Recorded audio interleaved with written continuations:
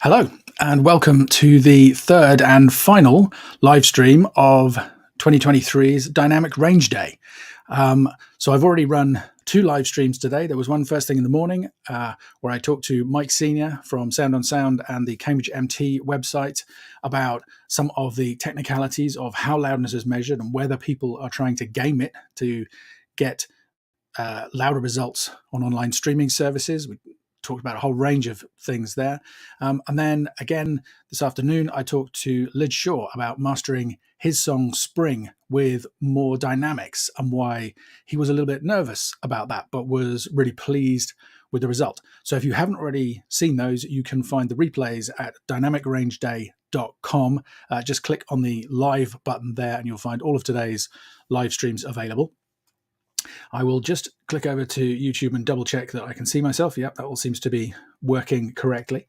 And hopefully you guys can hear me. If not, please somebody let me know in the chat before I get too far into this. So in this live stream, in fact, before I tell you what's going to happen in this live stream, please, if you have been enjoying today's events and think other people would like to get in on the action as well, please share this live stream with anybody you think might like it, just so that more people can find it and we can help get the word out, because that's the aim of the game today. I can see a message has come in. I'm just going to check that it's not saying, hey, it's not working. Coma says, hello yourself. My chair is deciding to drop down. So in this live stream, of course, in a little while, I'm going to announce the winners of the Dynamic Range Day Award. If you want to see the nominees, go to dynamicrangeday.com and click on the award tab for the best sounding dynamic album of the last 12 months or so. But before that, and at the end, I'll have the usual Q&A. So if you have questions for me, please drop them into the comments and I'll be opening up the stream at that point so that people can join me. Hopefully there'll be a few friends coming along to join me as well. But the idea of this stream, the thing that I want to show you in this live stream is what we can learn from the dynamics of vinyl and how it relates to digital gain, digital loudness. People often ask me, what are the mastering requirements for vinyl as opposed to digital? And I always suggest that they follow the same guidelines that I do, so that you get a master that is suitable for any format, one master to rule them all. And that's based, I'm not a vinyl cutting engineer, but that's based on feedback that I've had over my career when I've submitted my masters for CD and lately for streaming for vinyl replication. I've been told that they have been cut flat, meaning there weren't any extra adjustments required beyond perhaps some of the processing that's actually required for the technicalities of the cutting to vinyl itself. So no sonic requirements were required. So, you often hear people say, oh, you need to narrow the bass on vinyl, or you can't have too wide of a stereo image, or you have to have this or that EQ shape. I've never had those kind of comments. Recently, though, I've had a chance to really test that idea because of a new plugin. And the great news is this is a plugin that you can try yourselves for free. It's made by Tokyo Dawn. TDR Nova EQ is one of my favorite. Well, there's a free version of that EQ. They make the Limiter 6, which is a fantastic limiter. They make a bunch of great plugins for processing and for getting great results working on our audio. This plugin is slightly different, and I will put my glasses on now so that I can share my screen and show it to you. So let's share my screen. And hopefully now you can see Reaper. This plugin does work in Wavelab, which is my favorite mastering DAW, but Wavelab has some quirks that means that it doesn't work absolutely perfectly. So I'm using it in Reaper just to make sure that I'm showing it off to its best effect. So the plugin is called Simulate, and it is basically a virtual lathe in your DAW. So, for example, you can see here that I have, so up here I have the audio. Now this is from an album called Sephira by the band Artemis. Let me show you their Bandcamp page. There it is, music.artemis.fm. I mastered it for them back in 2012. I say them, Artemis is an artist, she's a person.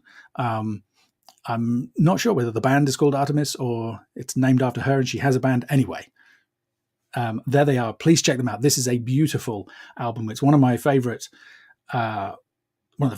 projects I've ever worked on, to be honest. The song Love of the Game is the first in my playlist on Spotify that I use to demonstrate to people what I'm capable of. And yeah, it's just a fantastic album, deserves far more attention than it gets. And you can see, this is the CD master. Now, those waveforms possibly look a little bit scary, considering that this is dynamic range day. So let me just zoom in on them to make you sure. It's not super loud. In fact, out of interest, there you go. Look, it's good and loud. It's in the sweet spot, but it's not insanely so. And just out of interest, I did pull up the loudness levels for the album. I've got them here. So you can see they vary between -11, that one's -10.5, some of them -12, last two -15, -16, this one's -14. So, good and loud, but not insanely so by modern standards. And I'm just going to check back to make sure nobody's telling me anything isn't working, what I'm doing. No, that looks good. Rabbit says, yo, first time catching this live. Thanks for being here. So these are the final files that I used for the digital master. And I considered, very often what I do when I'm submitting files for vinyl replication is that I will remove the final limiter and drop the level to make sure there's no clipping. In this case, I decided not to do that. I tried it, I experimented with it, and I felt that the limiter it was a subtle, but I felt like it was made an important difference to the sound at the time. That was the decision I made. So these are the files. So I pulled them out of the archive and I've just lined them up. And what you can do in Simulate, you can see here that I've defined side A and side B of the record. And you can see that's appearing up here. Simulate region A, simulate region B. So these 5 tracks are side A, going to be side A of my virtual record. And these 6 are side B. Now, that means that side B is actually really too long. The ideal maximum length for vinyl is about 18 minutes per side, and side B here is actually 26 minutes, 27 minutes long. So really that's too long, but it makes for an interesting demonstration, so I've left it. They did have this cut to vinyl, and I don't know whether all of the songs were included on the final vinyl cut or not. Then the other thing you can do is you can define songs. So you can see we've got track marks in here. And these actually, if we go across to the disc status, you can see there is side B and there is side A of the album. So, and now I don't have things set up to actually play you a demonstration of this today. It would sound very nice, but it makes the setup here more complicated. And but I will be doing a full YouTube video where I do demonstrate this in more detail and go kind of more in depth on what Simulate can do and is showing us. What I wanted to show you that is interesting is the running time for vinyl is determined by the width of the grooves, and the width of the grooves is determined by various things, partly the stereo width, partly the amount of bass content, but most importantly the level at which you cut it to the disc. So you can see here that, Simulate we have over here the possibility to add high pass filters, low pass filters, the elliptical filter that does bring in the low end if the cutting engineer decides that that's necessary. I haven't got any of those enabled. I'm trying to get this vinyl cut to sound as much as possible like the digital version that I had. As you're playing the audio, it will show you the temperature of the cutting head. It will show you the current through both circuits in the head. One is cutting the side to side, the amplitude, and one of them is cutting the up and down, the stereo of the cutting head. Everything is there. You can emulate different pickups. So down here you can have a hi-fi pickup, which sounds very close to the original. You have a mid-fi pickup. The hi-fi, I believe, is these settings determine the shape of the vinyl stylus. So the club one is round, the hi-fi one is an oval shaped stylus, and the hi-fi one is basically more like I don't know how to describe it. It's thinner. It's like a very flat oval.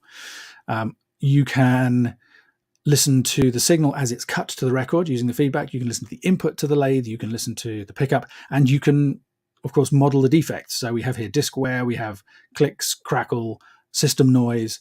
You can so disc wear basically emulates the age of the vinyl. So it's on 10%. So it's kind of pretty new album. This one that I'm testing here, but you can crank that up. Once you get past about 40%, the damage to the sound starts to get quite noticeable. And as you play this, as you emulate it, I just turn that down so that it doesn't come through the speakers. If you can see this playing, and you can see the virtual playback head on the disc there. If I come across into the disc stats, you can see where we are on the disc. We can zoom in on the grooves. Right down, we can tilt the angle of the record. You can even use a microscope to examine the grooves and look at the actual wiggles in the groove. The tech in this is really quite incredible. But it also shows us here we can see a graph of the excursion, the movement or the width. No, not the width of the groove. No, I think excursion is up and down, possibly. This is where my knowledge of vinyl mastering, I need to learn more. But also the width of the grooves can be emulated. You can see that that's actually playing in real time as I play the audio. And it's also reporting things like the temperature. You can see the peak and the RMS levels there. You can see all kinds of statistics for the disc. Now, notice that I have the gain here set to -2 dB. So I've reduced the gain, and you can set that independently for the sides, but obviously I'd chosen the loudness of these when I was mastering the album, so I want to have the same gain on both sides. And you'll see here, hopefully you can see, if I go to the disc stats, you can see that side B is, there we go, completely full. In fact, going back here, we can see that it is 99% full. That's a bit much, really. To be on the safe side, it's recommended that you only fill it up to 90%.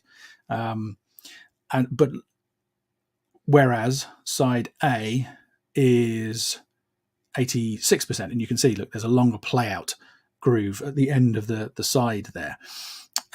If I decrease the gain, you can see less of the disc is being used, because the motion of the cutting head is smaller, so the grooves can be narrower, can be packed together more, so less space is taken up on the disc. And then if we flicked over to side B, we would see that usage, I need to adjust the gain independently. So let's put side A back where it was, go to side B. If we pull the gain back on this, we can reduce the usage down to what would be more useful, but then we'd have to reduce the gain by 7 dB to achieve that. And for me, listening to the tests, I forgot to tell you, there's a delta button here. You can click that, then you'll only hear the problems that are being caused. So if the disc is being cut too hot and you're causing distortion, for example, you will hear when that is happening. You will hear more distortion using the club stylus rather than the hi-fi stylus, all of those things. It's fantastically flexible. But if I try pushing that gain up, so if I try and cut the vinyl hotter, you can see we have that pink area in the center of the disc. We have pushed it too far, and you can see the usage has gone up to 109%. If I cut it 4 dBs hotter, 5 dBs hotter, then we've used way too much space on the disc. And if we come across to the disc statistics and look at I need to push it further to see a result. Let's go for something silly. Come across here. There, you can see these blue areas are highlighting where the width of the groove is too high. At that point, the grooves would actually start to overlap in an attempt to fit everything onto the disc. And you can see that it's highlighted the positions on the disc where that would be happening. So really quite an amazing piece of software. And as I say, there is a free version. So you can go to TDR website. You can download this yourself and play with it. The manual is excellent. It's really eye-opening. Why am I showing you all of this on Dynamic Range Day? The answer is, you might be thinking, oh, reducing the gain by 2 dB in order to fit 90 or to get 99% usage of side B of the disc. That seems like an acceptable compromise, if you like, to make a couple of dBs lost is not too bad. But the setting that I haven't highlighted to you yet that you might have spotted is this one here. I've actually got 6 dB of input pad on the input to the lathe. Now that's important because A, it stops any possible clipping at the virtual D to A converter, because this is an emulation of the entire system. So we're playing out a digital master. It's being converted to analog before it goes to the lathe, and then comes back into the DAW. Just as if you were cutting real vinyl, it wouldn't go into the DAW. It would be cut onto the disc. But so 6 dB. So remember, my master is, what did I say? The hottest here is minus 10.5 dB, and some of these are at minus 16. So we've got minus 6 and then another minus 2 dB. So I could have, in terms of supplying this master, I could have taken that limiter off and reduced the gain by 8 dB from where I had it as a digital master in order to cut a good sounding piece of vinyl. Now, that's slightly unrealistic because of the length of side B. But if we go back to side A, which is 22 minutes, that's not extraordinary for vinyl. Let's see how far we can push the gain up for that. If we go right up to 98%, again, that's a bit full, that disc side. We've still got, there we're gaining up by 1.5 dB. So we're still 4.5 dB down on where I was. And in fact, I won't do it now, but I did a quick experiment earlier on today. If the side length was 18 minutes, as is recommended, the level that I would have mastered at would have been 3 dBs down on where the digital was, which is about minus 14 dB, oddly enough, which is a number that some of you might be familiar with. So that's why I thought this would be interesting to show to everybody. I had not realized. So I did a master last week that was going out for vinyl pressing, and I did what I usually do. I disabled the limiter. I pulled the gain back so that by 6 dB, so that the peaks then were hitting, I think, minus 1.5 or so. So what was that? That's 3 or 4 dB at the loudest points of limiting on that album. And I sort of thought, wow, that's a lot quieter. Is that going to be loud enough? Because you never know how some clients go to a plant that have a dedicated cutting engineer and they have a conversation with them and they have a test pressing made. That's the situation where you're going to have the best chance of great results getting a vinyl cut.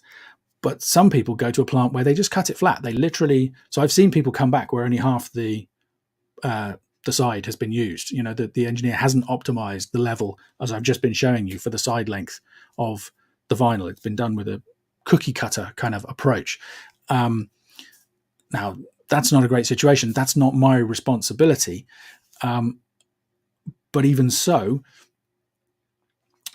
my concern is that if somebody's having something done like that and I supply a master that is too quiet, then you could end up with the kind of worst situation where not only is not all of the disc used, but actually it doesn't, the signal to noise ratio isn't as good as it could have been. For example, this process gives me confidence that that's not the case, because 8 dB quieter than my master is where this could have been cut and still have plenty of gain for vinyl. So, and that was a real eye-opener to me. That was a surprise. I didn't imagine, I knew that there were limitations on what you could cut to vinyl in terms of the level, and that it was restricted by the side length. I knew all this stuff in theory, but actually playing with this plugin gave me a real first-hand feel for how much quieter vinyl can be, or how much more dynamic it can be. This makes us realize why nobody ever used the amounts of limiting that we see on digital masters on vinyl. It simply wasn't necessary unless you were going for a specific creative result, And I just think in a world where, vinyl is seeing resurgence, it's coming back. Everybody talks about vinyl. We all love vinyl records. I mean, actually, one of the other cool things about this plugin, you can see here, so the playback head is tracking.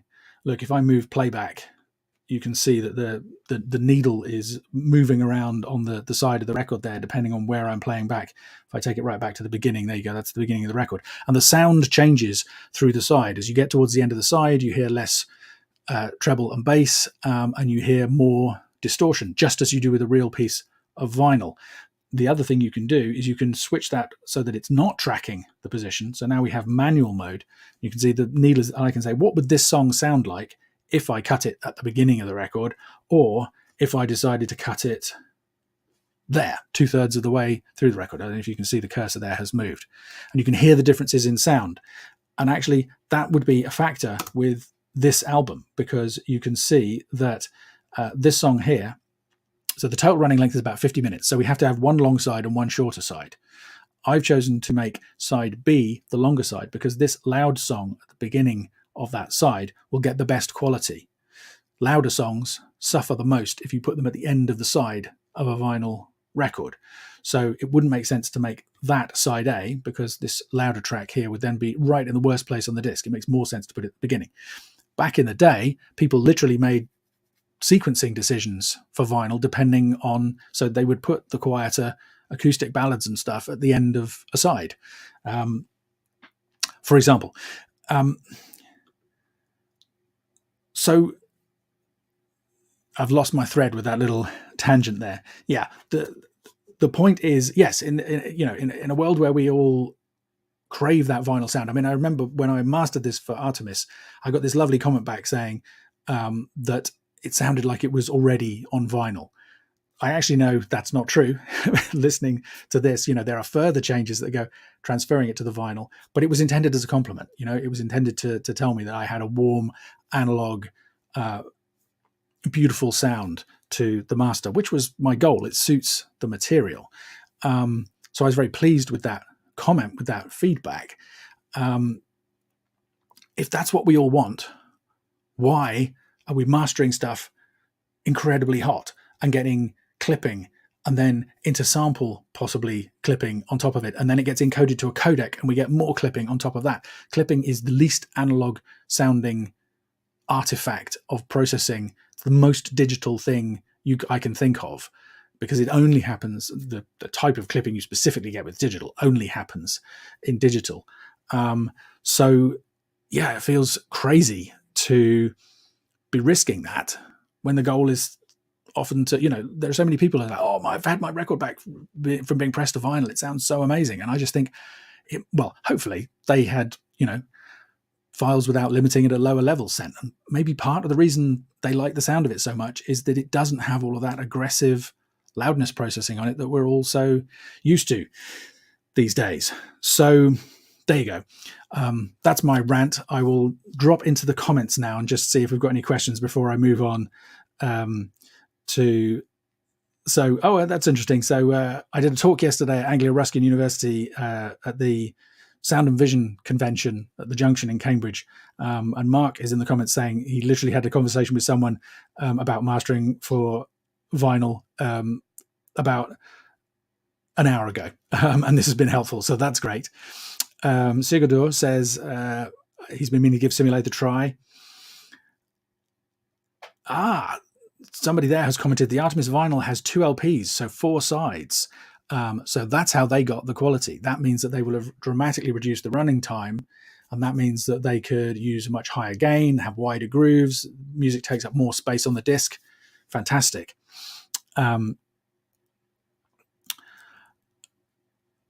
Normalized Audio makes a joke about -12 seeming a little bit low. What's a free multiband compressor? I don't know of one offhand. If anybody knows of a free multiband compressor, maybe they'd like to drop one in the comments. There's a comment here. That's interesting. Some guy in a video said that digital clipping could be compared to analog limiting. Okay, that is so far from the truth. I'm going to take a quick tangent on that because you guys may, if you follow me, you may know that recently I put out a couple of videos, one about intersample peaks and one about true peak limiting. I posted those on Gearspace, and I got a very interesting thread of conversation there. They pulled me up on some things that were a bit misleading about those videos that I need to put out another video to correct. But one of the interesting things is that Fabian from TDR, who makes the Simulate, or the company makes Simulate, the plugin I've just been showing you, also makes Limiter 6, which has intersample or true peak limiting involved. And he made the point that, intersample peaks are normal. When we look at it, it's a false impression of the audio that we get when we look at the sample levels and imagine that those somehow represent the audio. What represents the audio is the smooth curve that joins all of those samples up. And if you have a sample here and a sample here and the signal coming up, of course there is going to be a peak in between that could be higher than either of those two samples. So intersample peaks happen all the time. The issue is when they go above 0, potentially. But if you have a sample limiter that's not aware of those peaks, even if they're below 0, the limiter is not reacting to the actual audio signal. It's reacting to the samples. A true peak limiter or an intersample peak aware limiter will react to effectively the smooth curve, the actual analog signal that you started out with and that you're going to get at the end when this thing is decoded and played back. So in that sense, a true peak limiter is actually much more like an analog limiter, which is why I say that comment there is inaccurate. In fact, somebody in the thread commented that when they had tested some analog limiters, they had been reminded of some of the things that they weren't so keen about with true peak limiting. I think the reality is, if you're not using true peak limiting, there's going to be a degree of clipping left in the signal somewhere. How much of it you hear at any one time is, kind of a bit difficult to say. But yeah, you want an analog sound, don't master super loud to begin with, and use a true peak limiter as well. So there we go. There's an interesting little tangent. As I say, I will be doing a video for my YouTube channel specifically on Simulate, where I do play you some examples and demonstrate all of that in more detail. And in the meantime, you guys can head over and try it out for yourselves if you'd like to do that. It's super educational, and in fact, if you buy the Pro version, this is where my understanding of it fails. In some way, it connects to an actual lathe. You can enter parameters into it so that it will simulate a real lathe and be a really valuable kind of pre-flight check, if you like, before actually having to make a test cut for vinyl. So I think it could be an incredibly valuable tool for actual vinyl cutting engineers. But I also think, especially if you're somebody who is interested in having your music pressed on vinyl, understanding this process is incredibly valuable. So let's move on to the next part of this stream, which is to discuss the competition, find out who has won the Dynamic Range Award this year. It's not really a competition, it's an award. So you can see the nominees, as I say, if you go to dynamicrangeday.com/award. I'll read them out, and then there's a few of them I'm going to make a few brief comments about. So in no particular order, we have We by Arcade Fire. Just a great dynamic album. In fact, if I pull up my notes, I should be able to tell you roughly what the loudness values of these are. If you're watching this webcast and you're not interested in those loudness values, well, then tough. So the overall integrated loudness of We by Arcade Fire is -12 LUFS. Motorpsycho, Ancient Astronauts, that's louder, I believe. I haven't put the figure there. I think that came in, one of the loudest moments of that get up to -8, but overall it must also have a lower LUFS value. I really enjoy this. Is either the third or fourth album that has been at least mixed, if not produced, by Andrew Sheps, and I really like the irony of nominating for the award an album by the guy who mixed Death Magnetic. In some ways helped start the idea of Dynamic Range Day. The reality is that was one album. Andrew has done all kinds of stuff throughout his career. He's a very talented engineer, super nice guy, and Yeah, the Motorcycle albums sound. They still have that really dense, thick, kind of, loads of parallel compression, all kind of very complex, saturated textures to them, but they're not insanely loud.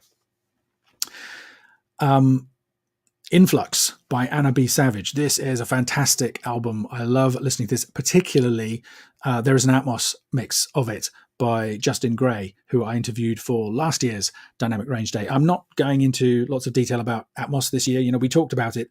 All Atmos albums have better dynamics. If you have a device that is capable of playing you the binaural versions of Atmos, as far as I'm concerned, it's always worth taking a listen. Sometimes the stereo sounds better, but often the binaural Atmos render sounds every bit as good and actually much more dynamic, which I really enjoy. And you get a few spatial audio or binaural kind of sweeteners, if you like, into the bargain.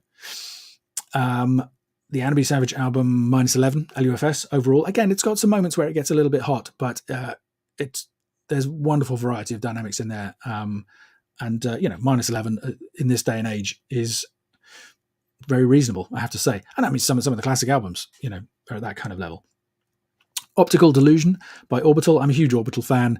They went through a bit of a louder phase, but this is -10 LUFS overall. So some tracks get a bit hot, but in contrast to a lot of EDM, a lot of electronica that's out there, it's a refreshing change.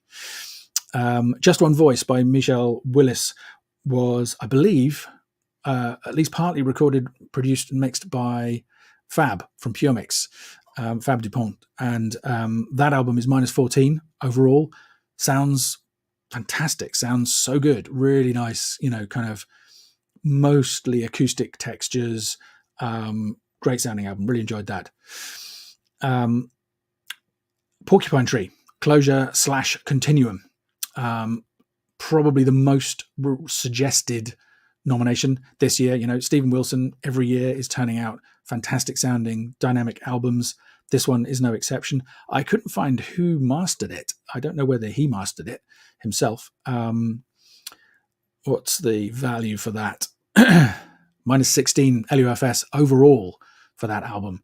I'm just wondering, I don't think that's the Atmos. I think that, no, because that's the because often when you flick to an Atmos version, you get a much more dynamic version. With this album, even the stereo version is fantastically dynamic. Sounds amazing. The first song, I forget the name of it. Harridan.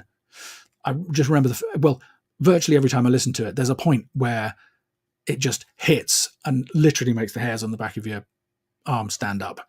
It's just so powerful. Love that. Chordata Bites 2 by Imogen Heap. Imogen has released 2 albums this year. They weren't really intended. They're not proper Imogen Heap albums. They're the soundtrack music for a podcast that she did about environmental issues, basically, and endangered species. So she sampled different animals and used them to build up these loops. They just sound fantastic. If you're into interesting, quirky electronica, and it's great dynamic album. I love that. Give It Back by the Pineapple Thief. I'm just a sucker for a bit of prog. It's a reworking of an earlier release. Just sounds amazing. Now, here's a slightly controversial one. Midnights by Taylor Swift. This is another one that measures -10 overall. So really, this and the Orbital album are right on the border, because if the overall value is -10, then it means some of the songs are pushing up to -8, maybe a little bit higher. I tend to not go for something that whereas there's sustained super loud stuff through a track. Yeah, I think, as far as I'm concerned, if there are a few moments that go really loud and it works artistically, for me, that's acceptable.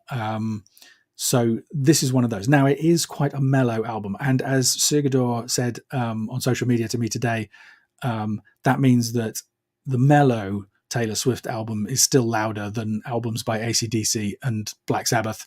This is absolutely true. It measures louder, but the sound hasn't suffered. Her last 3 albums have sounded fantastic. Again, the Atmos version of these sounds amazing. So highly recommended. And then finally, I was going to say it doesn't measure as being the most dynamic out of all of them. In fact, the Porcupine Tree album is the most dynamic, but Son Lux's soundtrack to Everything Everywhere All at Once is every bit as wild and insane as the film itself. I'm guessing most of you have seen it at this point. It's very long as well, but it's just fantastically enjoyable and creative. So much so that at one point I was called out because I was measuring the albums. I had it playing in the background. I was called out, came back, and thought I had the album had actually played over into something else in my music library because it was such a different style. But that was just the way that it sounded. So there we go. And I can now announce, drum roll please, that the winner of the Dynamic Range Day Award 2023 is Closure/Continuum by Porcupine Tree, which is probably something that will not surprise you. I was tempted to give it to something else just because, Stephen Wilson has already won the Dynamic Range Day Award back in, I think, 2015 for an album, the title of which currently escapes me. But it just, for me, it was the dynamic release of this year. It just typifies everything that I want out of, it has all of the aggression, it has all of the power, it has all of the density when it needs it, but it also can make the hairs stand up on the back of your arms just because it's so perfectly judged for me. So a very worthy winner. I would have loved to have got Stephen on here to interview him about this, but I wasn't able to. Well, to be honest, I left it too late. But I did try and contact him back in 2015. I think they are on tour right now anyway, so I think it would be highly unlikely. And yes, Brian Murphy is saying, a few people, in fact, are saying, yes, Stephen mastered this one himself. Lost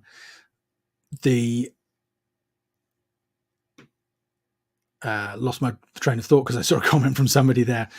He doesn't always master his own albums. He has used other mastering engineers from time to time.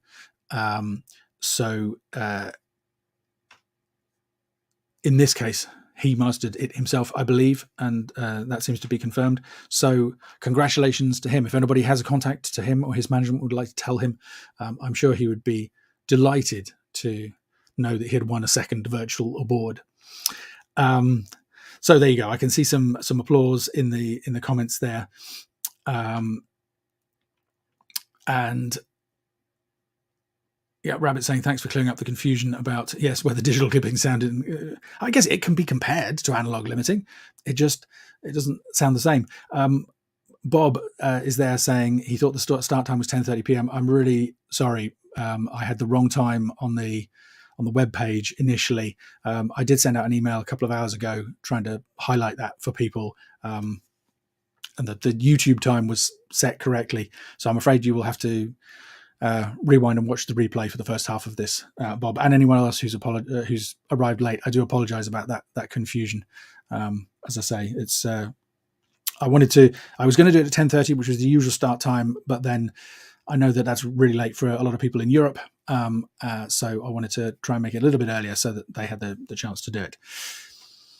So that is the end of official business for this year's live stream. But as always, as is traditional, I'm now going to open this up to a Q&A. So let me get the invite link for anybody who would like to join me on the stream. If you have kind of questions or follow-ups on what I've been showing you, or any of the topics that I've been talking about today in the other streams, please do go back and check out the other two live streams. Both, I think, a load of useful information, valuable information there for you if you're interested in the topic of the loudness war and dynamics in general. The replays are already there for the first two. The replay for this one will be there as soon as I've finished. So also please share those with anybody you think might be interested to help. And I shared on social media earlier today, for if there's anybody you know who you think might be interested in an introduction to the concept of the loudness wars and why they might be a problem, the best possible thing I can recommend is the episode of the 20,000 Hertz podcast called The Loudness Wars. They tell the story really well. There are a ton of great musical examples, incredibly high production values. It's a very entertaining listen. It's very accessible. And they interviewed me for it, so there's some good information there as well. Yeah, that's another. So the link to that is on the Facebook page if you want to head over there and grab that. So yeah, let me finish posting. So Normalized Audio says, how do you get into EDM without being a loudness freak? That depends what you mean, really. I mean, I would say just don't be it. For example, Underworld. I mean, they're electronica, Orbital and Underworld. You know, they're 90s acts who are still going. But well, the which year was it? Let me look at I think it was 2 years ago. Yeah, the 2021 winner of the Dynamic Range Day Award was Live at Chamonix by The Blaze, which was mastered by William Duvet. And the overall integrated loudness of that was, I believe, -14 LUFS. And that's very much mainstream kind of. EDM is a broad church. It depends what you mean by EDM. But I think the other thing to say is that what I always say, there's a difference between sounding loud and measuring loud. Even if you want to sound like Skrillex, you don't have to master at the level that he masters. Just reduce the limiter threshold. You know, I mean, with EDM, one of the big sounds flavors, if you like, is really slammed drums, just drums hitting into a limiter with 6 to 8 more dB limiting.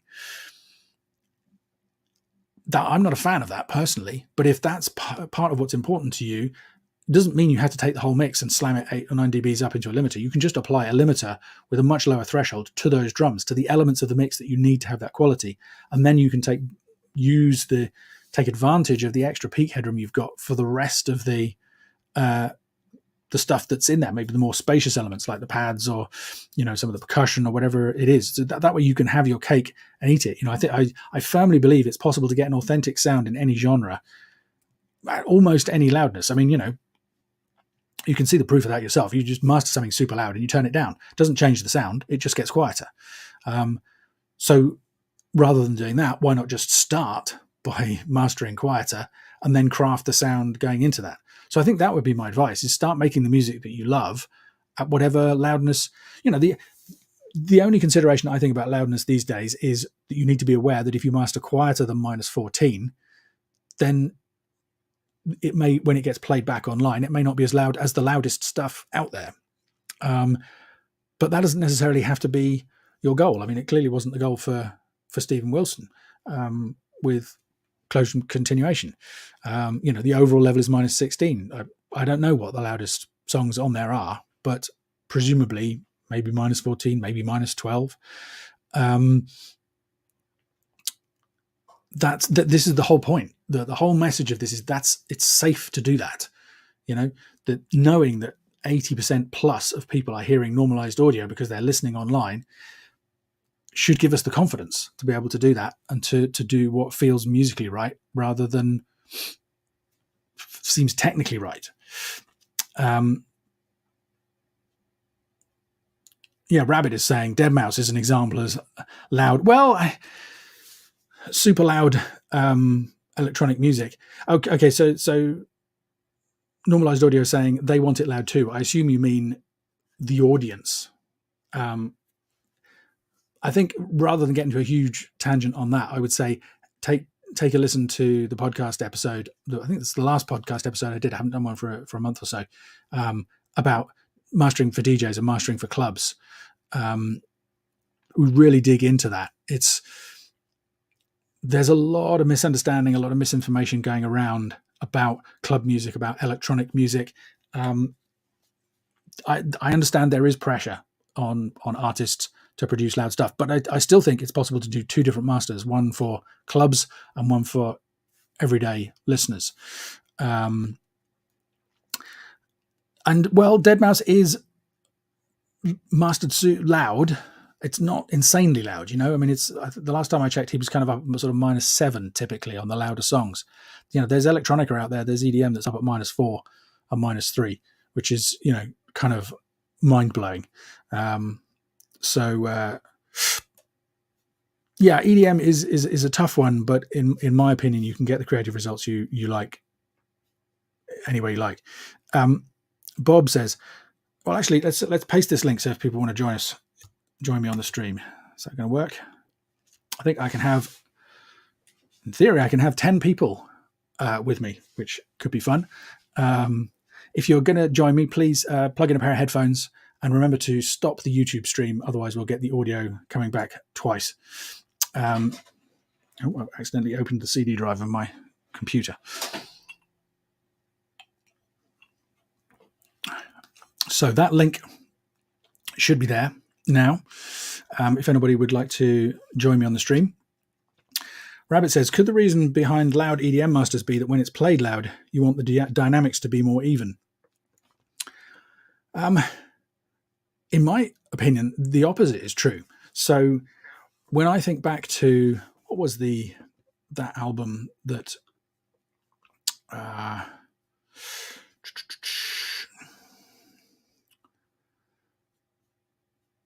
yes, it was the James Blake album. What was the name of the album? The Colour in Anything, mastered by Matt Colton, now at Metropolis. Fantastic album. And I remember putting that on to listen to it when it was released.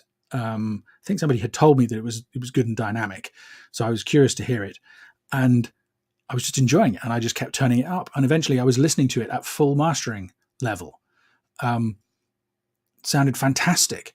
Whereas if I'm putting on something that is a loudness war casualty, more often than not, I just turn it down and down and down because it becomes more and more irritating. I think the lack of variety in super loud stuff is actually more tiring at super loud levels. If you enjoy listening to stuff super loud, you don't want a sustained wall of sound hitting you continuously, in my opinion. You want that give and take, that room to breathe.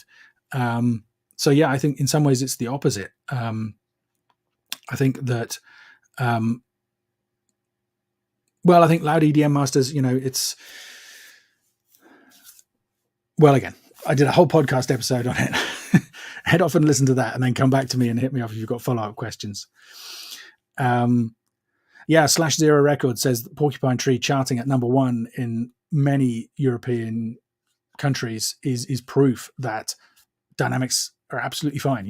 This is the thing that I've mentioned it several times today, but I'll say it again because it's such an important point. 17% of people change the default settings in Spotify.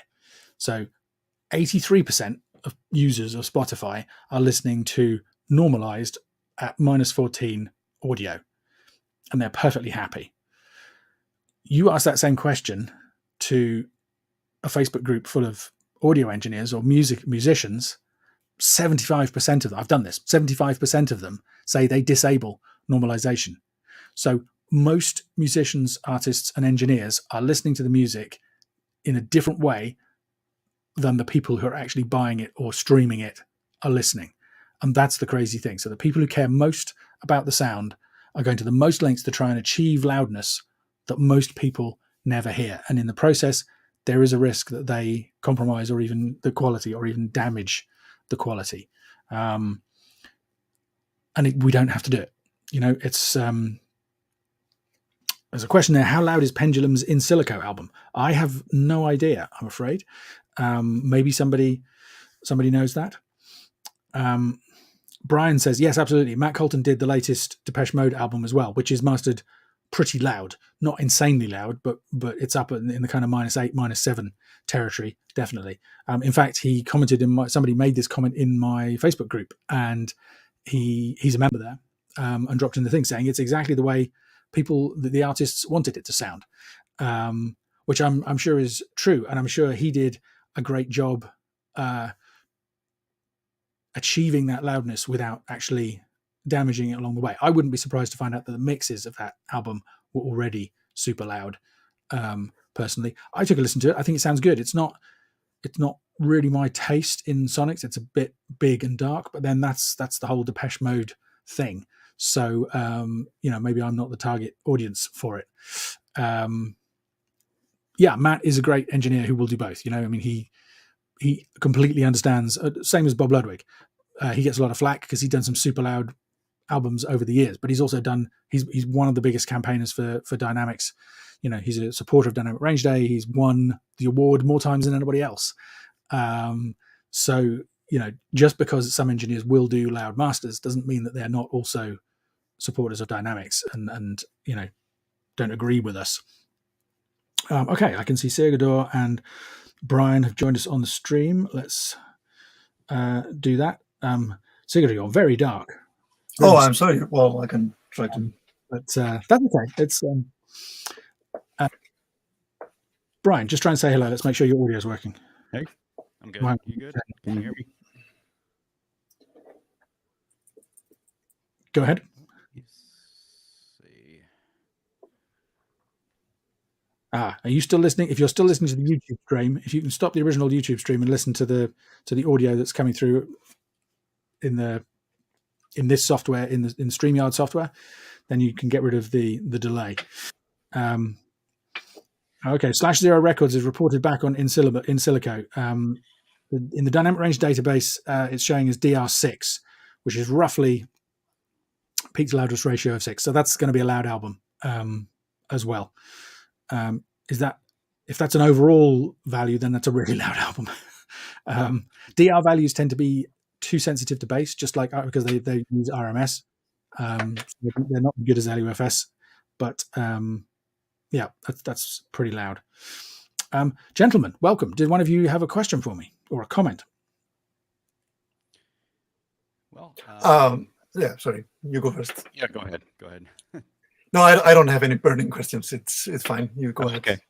One of the things I did recently, recently mastered an album for an old friend of mine. We'd been working on this thing for probably a year because they just work very, very slowly. But it's interesting because I mastered it for vinyl. I mean, I mastered it for CD, but also for vinyl. And I asked him directly. I said, what cutter are you using? And he showed me the plant that it was going to, and they do direct metal mastering.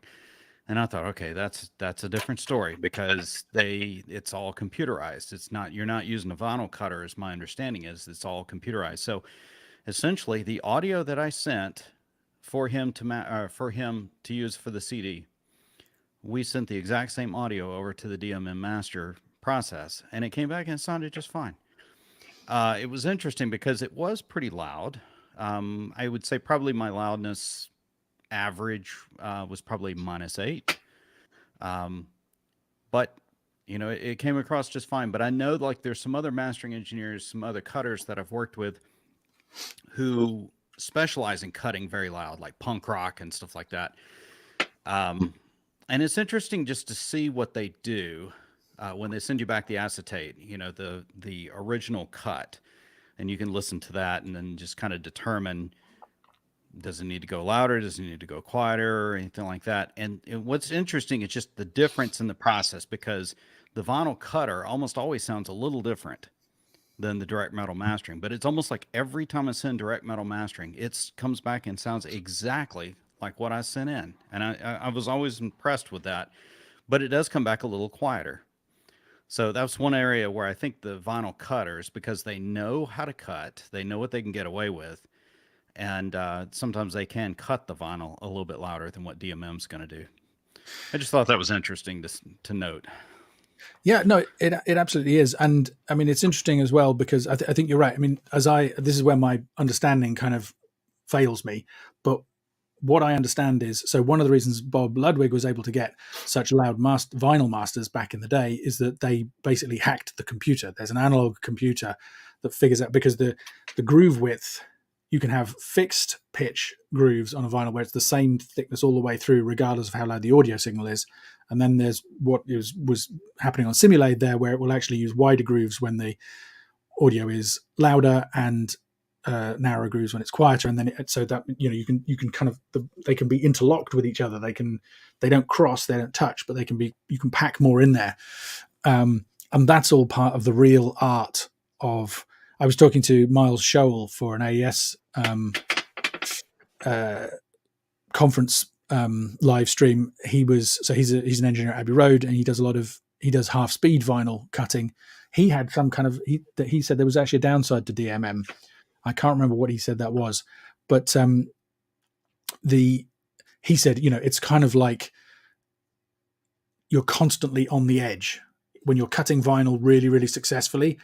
It's almost going too far. It's almost a disaster. And if you're a really skilled cutter, you can kind of control that to get an even better result than anybody else. So yeah, there are definitely pros and cons to each approach. And I don't know, I guess with that DMM process, I don't know whether it does the whole kind of variable groove width and all that stuff, all that goodness. I'm going to have to, I was hoping to get, say again. I was going to say, it kind of makes me think of like Lander or, eMastered. It kind of makes me think of these online, instant mastering services. It kind of seems like that's what it is. It's just an AI version of cutting vinyl, and it's just going to do what it does. And you like it or not like it, but essentially it's going to give you back what you put into it, but it's not going to give you any more. That's the one thing. Yeah, right. It's it's a fascinating process. And honestly, playing with Simulate has just made me more curious to find out more about it, and just understand the process more. Yeah, so not very cool. Do you like the sound of vinyl? Because I love it for about the first 5 minutes, and then as the quality starts to deteriorate as the side progresses, that's when I start getting frustrated. I mean, I remember getting frustrated when I was 12, listening to my dad's LP collection, and it still bugs me in the same way. Part of me wonders if I used Simulate and could remove that part of the emulation so that I could get some of the vinyl sound, but without that factor, I might quite like it. Sorry, I interrupt you.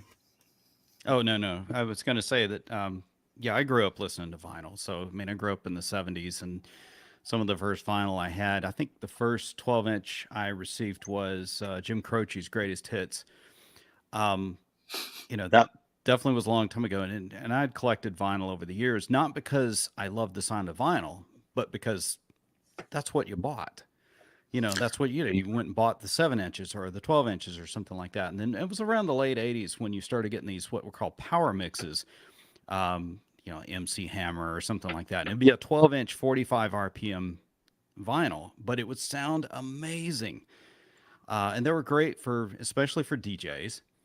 And then I also remember, I think I still have 4 of these. They were these hot mixes that were these 4-hour radio shows that were mastered very, very quietly because they needed to fit 30 minutes of dance music on each side of the vinyl. That's hard to do, and it is quiet. But when you run it through a limiter at the radio station, well, it doesn't matter. So, but when it comes to vinyl, I agree with you. It's like there are certain, not certain ones, almost every piece of vinyl you get, when the needle gets closer to the center of the record, you lose some top end for sure, and you get more harmonic distortion.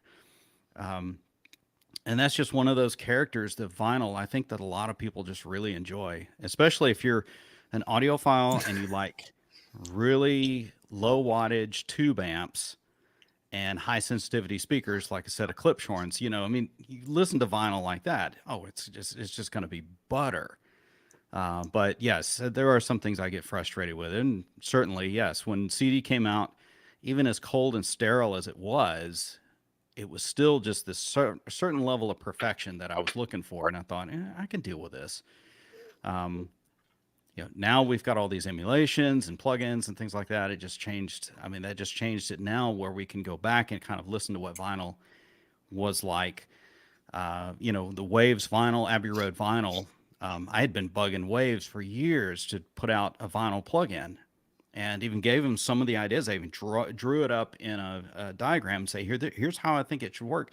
You'd be able to move the needle, you'd be able to change out the cartridges, change out the turntable and things like that. And so they implemented some of those ideas. And now you can go back, and even like for a client of mine, I can go back and play for them their record and let them hear what it would sound like, essentially. I think Tokyo Dawn has some new plugins that are amazing for vinyl replication, or Well, not that's- replication, but Did you you where it jump on can the screen? emulate the vinyl. Yeah, no, that's what I demonstrated in the first half hour of the Yes, webcast. I was late. Right. Yeah, there you go. So, Yeah, so I was that's late. exactly that. Simulate. Yeah. Yeah, literally a virtual lathe. Basically, it really is quite amazing. And yeah, I mean, it's what a time to live in. where you can have an emulation of all that stuff in your computer. It is amazing. Let me look back and see whether we got any other questions that I need to answer.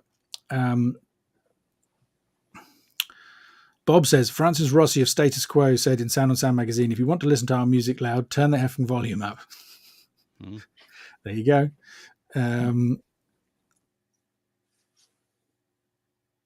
Alex Hahn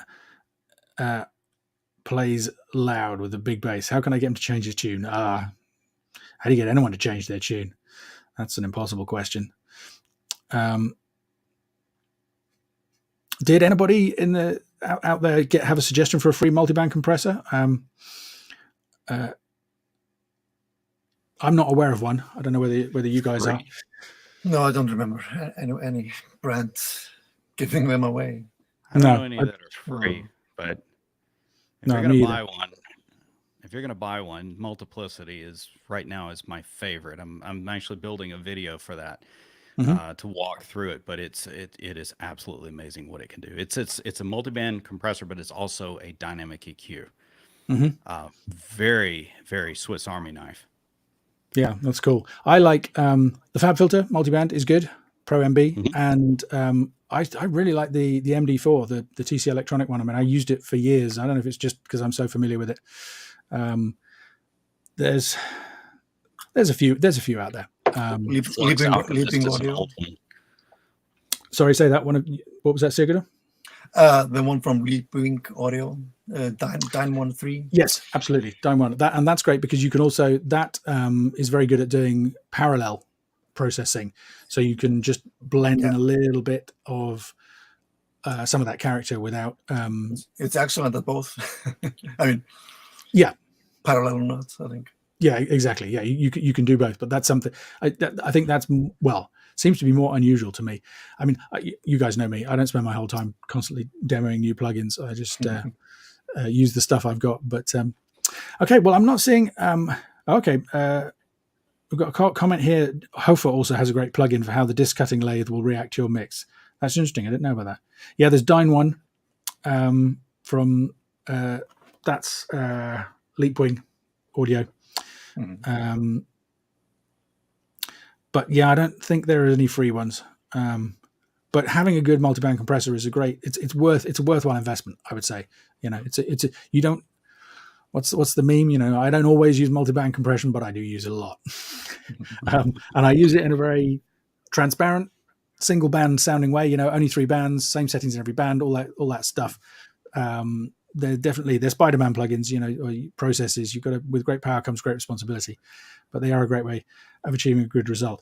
So I don't see a ton of questions here. So I think I'm probably going to wrap it up at this point because after my third live stream of the day, I'm starting to feel like I could do with some sleep, honestly. Yeah. But thank you so much, everybody, for being here. Thank you for supporting Dynamic Range Day and the event. If you're still watching, please share either the page where you found this video or the social media post so that other people can find it and become aware of these issues.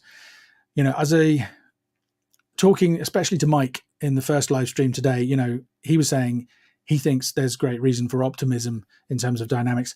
I'm still hopeful as well. I haven't been talking about Atmos this year as I did last year, but I'm still very hopeful that the exposing more and more people to dynamic mixes or to dynamic versions of the music that they love is going to slowly over time have this have a positive impact. We've seen, I think the peak of Loudness Wars was whenever 2010 and stuff, and it's kind of been dropping back slowly since then. Hopefully that will continue and we will see more and more music that is in the sweet spot rather than miles above the sweet spot in future. So as always, thanks for listening, and I will see you for the next one.